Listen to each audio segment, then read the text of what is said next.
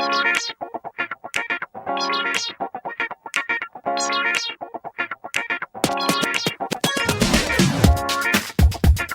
is the Content Marketing Podcast, episode number 118, How to Storyboard Your Video.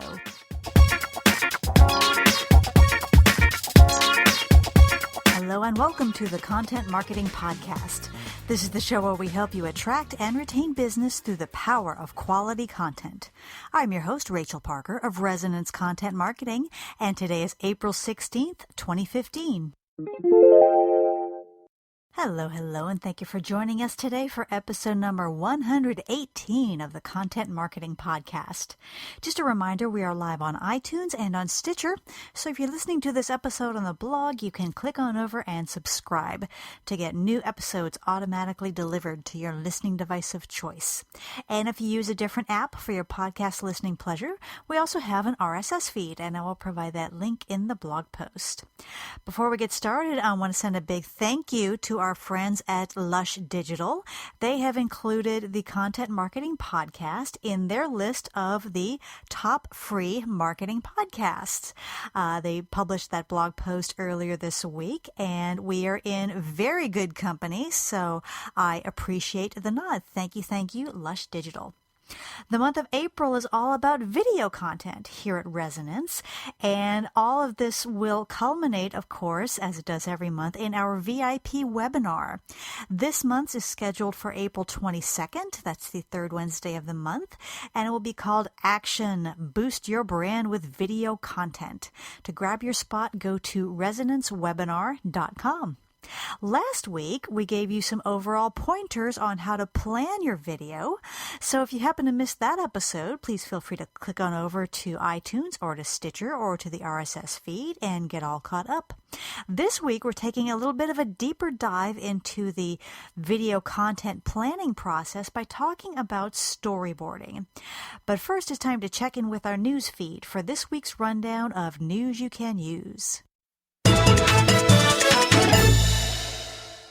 We have an announcement from Facebook to kick off this week's news feed.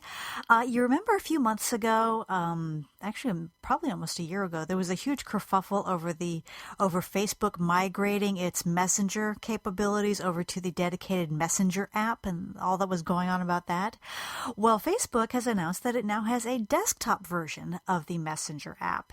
It is at messenger.com, and the idea is that you can access and manage your Facebook messages in a place that is dedicated for that purpose. Now, I would love to tell you from experience what it is and what it looks like and how it works, but just this evening, I went to messenger.com, and there's a button that says sign in with Facebook, which I clicked, and then it said continue as Rachel Parker, and I clicked on that. And guess what I saw on the next screen? Page not available.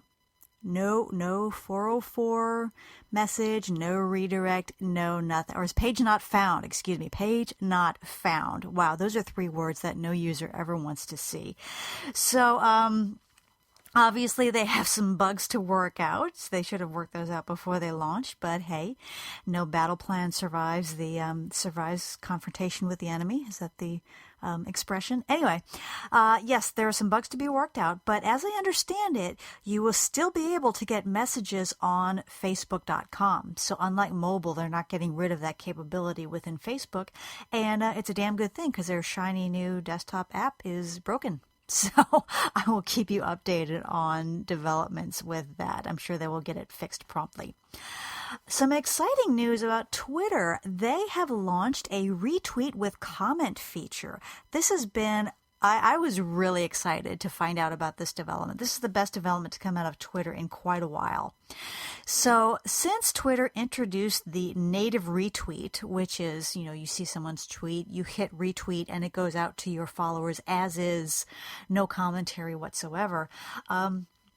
Since they introduced that, the only way to retweet and to add comments to an original tweet was to do the old copy and paste, RT at Rach Parker, initial text of tweet, and then your comments.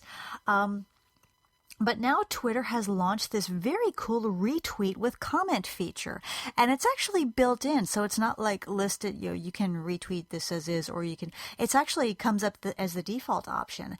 And so if you click retweet on a particular tweet, you will see the original tweet, and then you will see a window above it that says add comment, where you can add your own commentary.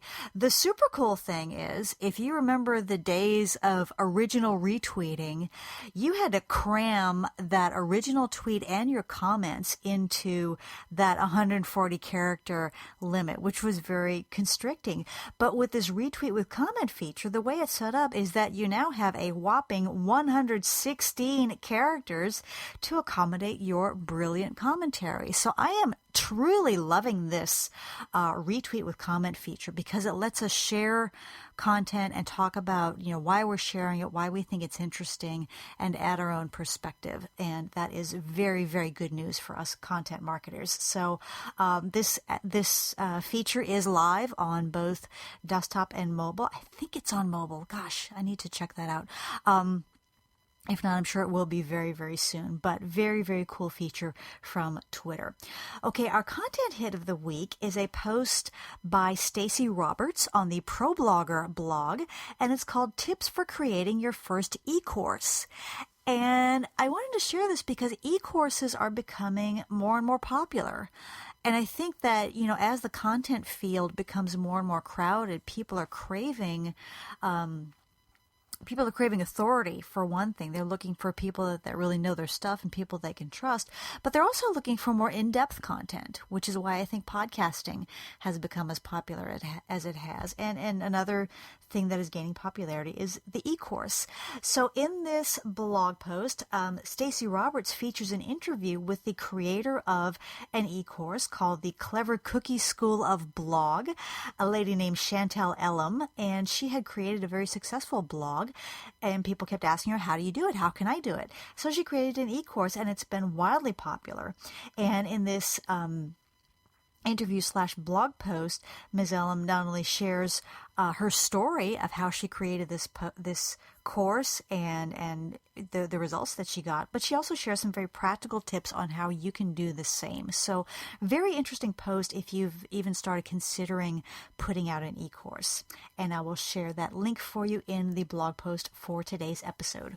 Okay, that's it for this week's update. If you stumble across something you think might be of interest to your fellow content marketers, please shoot it on over to us so that we can share.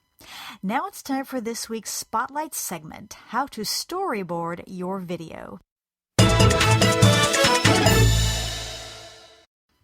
If you recall last week's episode, we talked about the key questions that you want to address before you even start thinking about the content that's going to go into your video. So once we have those questions answered, and again, if you need a refresher, feel free to click on to last week's podcast episode. But once we have those questions answered, the next step is to move on to storyboarding. Now, this is a device that's used in filmmaking and also in commercial video that lets the production team map out the visuals that are going to occur in the video and match them to the audio elements. So it's a visual plan that contains a series of cells, of frames, and each cell or frame represents the combination of visuals and audio that's going to be going on at any given moment within the video. If you watch Mad Men, you may have seen them planning television commercials, and you may have seen the scenes where they present to the client, and they have actual boards with sketches and text on them to represent the different shots and the different visual elements that are going to go into the commercial. Now, do you need a storyboard for every video? No, you don't. For example, my little video tips that I do, I just kind of crank those out. I don't mean do a script for those anymore. Those are pretty easy. But there are certain videos where if you are planning them, then adding a storyboard to your planning process would really benefit you. Storyboards are very helpful for longer videos, videos that are more involved or in depth, and especially for videos that involve a lot of resources. So, for example, if you are planning a fairly high-end training video or instructional video or educational video, and you're planning to have a professional crew come in and do the shoot, it really makes the most of if you're going to be hiring that professional crew, you need to make the most of your time with them, because they require time to set up, time to take every shot, and of course they get paid by the hour. So you really want to make most of all the time they have on site or when you're in studio or wherever the shoot is going to be taking place. So what the storyboard is going to allow you to do, number one, it's going to give you a resource to show your video crew, saying, okay, this is exactly how we want this video to look, and then they will look at that and they will turn that into, along with the script, they will turn that into their scene shots, so they can plan out how they're going to shoot scenes throughout the day or however long you have them. But what you don't want to have happen is you don't want them to, come in, do the shoot, pack up their bags and leave, and then figure out a week later that you missed a shot that is absolutely critical to the success of your video, because that would involve bringing them out again, paying them to set up again, paying them for another shoot, and that can be really, really costly. Another thing a storyboard does is it helps you wrap your head around the resources that you're going to need. It helps you plan, okay, who are the people we're going to need to film when we have this very expensive crew come out? What on-screen graphics are we going to need? What kind of stock video are we going to need? What kind of background music and or sound effects are we going to need? So these are all resources that if you know ahead of time that you're going to need them, then you can start planning for those well ahead of time, so that you don't wind up, the day before your video is supposed to release and then realize that you're missing a couple of graphics, or you're missing a sound element or two. So it's a very helpful planning tool, like I said, especially for those longer, more in-depth videos that involve a lot of resources. And if you know what you're going to need ahead of time, that's going to save you a lot of time going back and forth. So the basic idea in the storyboarding process is to start with the very general and then drill down to the more specific. The first thing I recommend you do is create a timeline. So this is kind of like the 50,000 foot view of your video. You're going to want to list everything that you want to happen in the video and how many minutes and or seconds you're willing to allocate to each chunk of content that you want to share. So let's say, for example, you're creating a 5-minute video about real estate investment. At the timeline phase, you're going to talk about what do you want to cover and how much time are you going to allot for each element. So if you're talking about real estate investment, for example, maybe the first 30 seconds you might want to allocate to why real estate investments are a good alternative to the stock market. And you might want to spend the next 45 seconds talking about new legislation that affects those real estate investments. And the benefit to starting at this kind of 50,000 foot overview is that if you find out that you have more content than time to allocate to it, you need to pare down. And if so, it's much better to find out when you're just sitting there with pen and paper rather than having all your scenes shot and everything laid out and realizing that your 5-minute video is now 10 or 15 minutes after you've spent all this cash. So starting with the timeline really kind of helps you wrap your head around the content. I like to call them the content chunks that are going to go into your video and how much time each one is going to take you. Once your timeline is in place, we can move on to the second step, which is designating the scenes that are going to be in your video. Now, we're not necessarily talking about a shot-by-shot description, but just kind of a general outline of the scenes that you want to include for each element on the timeline, and whether that's going to involve a talking head, an interview, maybe a skit or a reenactment, maybe some on-screen graphics, maybe some stock video. What is going to be involved in bringing these different chunks to life? So getting back to our example of a real estate investment video, We talked about the first chunk might be talking about why real estate can be a better alternative to the stock market. Well, what is that segment going to look like? What is that content chunk going to look like? Well, is it going to be an interview with an expert? Is it going to be a voiceover with maybe some charts on the screen? Is it going to be a voiceover with stock or B-roll footage? And this phase is where you get to iron out those kinds of details. So we started with step 1 with the timeline, with a very broad overview. And with step 2, we get a little bit more granular. So we're not talking about big content chunks anymore. We're talking about the scenes that are going to bring those chunks to life. So with your scene list in place, you can move on to step 3, which is where the storyboard itself actually takes shape. So with the timeline, we had larger chunks. Then with the scene list, we broke that down into scenes. And here's where we get more granular as we create the actual storyboard. So the storyboard, as I said, is broken up into cells or frames, and each cell contains 2 components. Number 1, a representation of what's going to be going on visually. And that's either going to be a rough pencil sketch or maybe a mock-up, just a very rough representation of what's going to be on the scene. And whereas step 2 went scene by scene, the storyboard is going to go beat by beat. So, sometimes filmmakers will talk about beats in a storyline, and that will be, a beat would be a representative of any change, any kind of turn that you take. So, if, for example, with each beat, you're going to be talking about, okay, what are the visuals going to be for this scene? There might be 5 different visuals within one scene, but you need to delineate those. This is where we really get those down on paper and talk about what's going to be going on with the audio at each of these beats, as we call them. And for creating this storyboard, there are actually several tools you can use to do this. If you are so inclined, you can use pencil and paper. I have done that many times. Just grab a pencil and a legal pad and sketch it out. Some people use PowerPoint, and there are actually some free templates available that will let you create a storyboard on PowerPoint. There might even be some templates in Word or in some other Microsoft programs.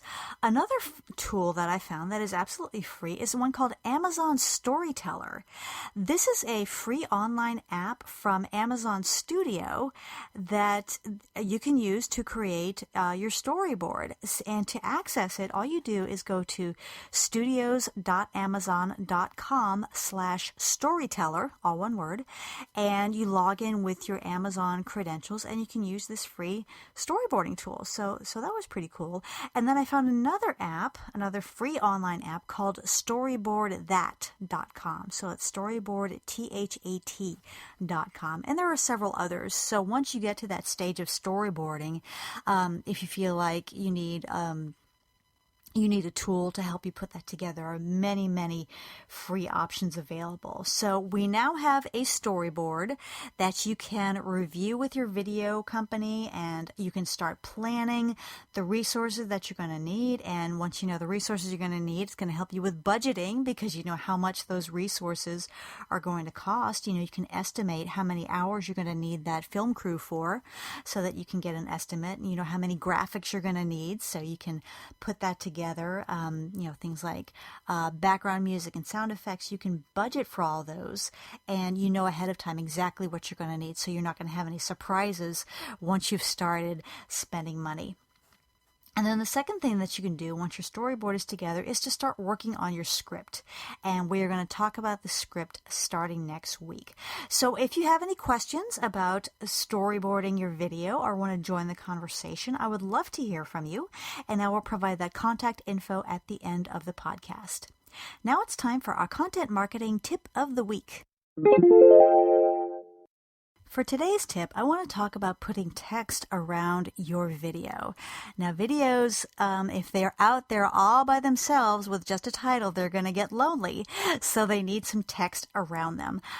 For example, when you upload a video to YouTube, you're going to upload a title. I think it's required that you upload a title, but don't skip the description. Sometimes it's really tempting to skip that description that's going to come up below your video. Sometimes we think of it, it's just fluff, or, I don't have time for that. I want to get this posted now. But the description, whether we're talking about on YouTube or on your blog or wherever you're posting video, it serves two distinct purposes. Number one, it avoids what we call in the online world mystery meat. Okay, before users will click on something, if they see a 3-minute video, before they click play and invest 3 minutes of their lifetime, they're going to feel much more comfortable doing that if they know exactly what they're going to get. And the description is the chance to offer them that overview, that introduction.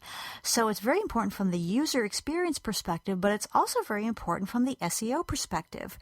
Remember, search engines cannot yet, they're working on it, but they cannot yet look into your video and figure out which keywords are there, what you're talking about actually in that video. So the description is your chance to talk about what your video is about, and in doing so, plug in the keywords for those searches that you want to be hitting your video. And this is especially vital, of course, now that YouTube is the second biggest search engine on the web.